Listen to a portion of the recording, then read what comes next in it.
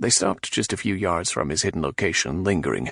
In Elven, they whispered to one another. They called back up the channel. Another voice hollered back.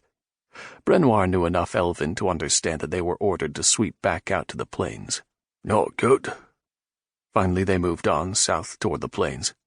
There was a chance, however, that Brenwar's own tracks would be found.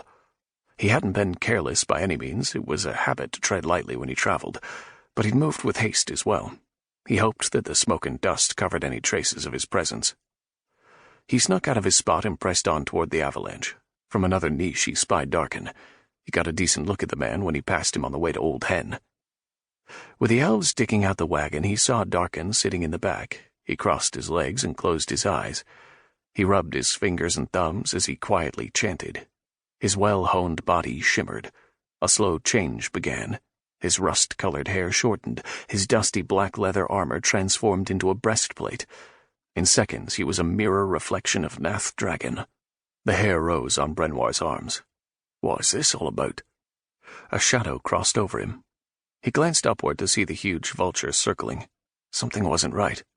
They were waiting on something. While they did, they still worked on digging out the wagon.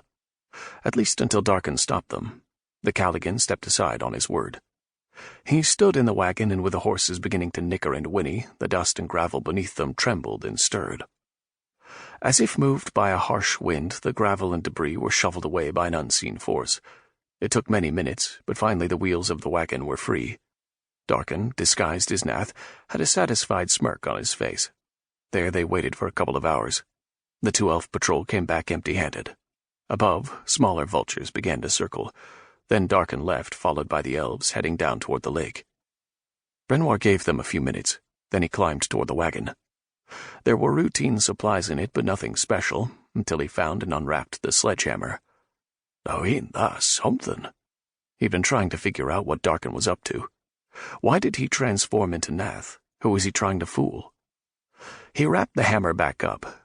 Then it came to him the moment a familiar soft scuffle caught his ear. Elves entered the channel, with knowing looks on their faces, swords drawn and murder behind their eyes. Darkken knew Brenwar was there. He was probably leading Elween and Slivver into a trap too.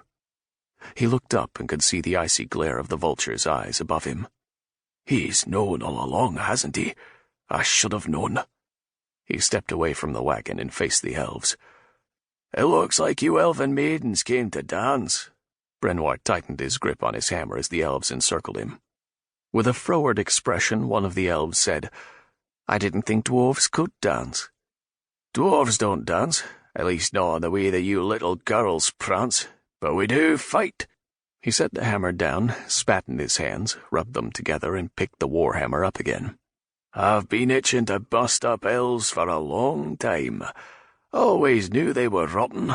Now I get to pulverize them. With a sword and dagger in hand, the dark elf advanced on Brenwar. His blade sliced through the air in whistling chops. With a haughtiness, he said, Let's see what a clumsy dwarf can do with such a clumsy wagon. As you say, dwarf, let's dance. I didn't say that, but you're welcome to try. The elf thrusted, Brenwar parried. The weapons banged loudly. The elf's sword came clean out of his grasp.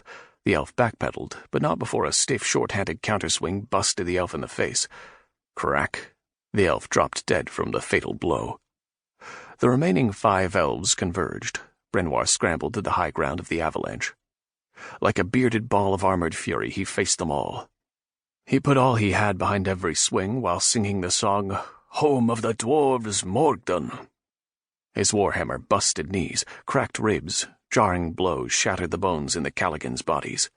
True to his name, Brenwar Bouldergild was as hard as rock and as tempered as steel. The elves could match his speed with jabs and strikes, but that could not match his ferocity. Bleeding from several slices on his arms and legs that would cripple most fighters, Brenwar swept their weapons aside, knocking them free of their hands.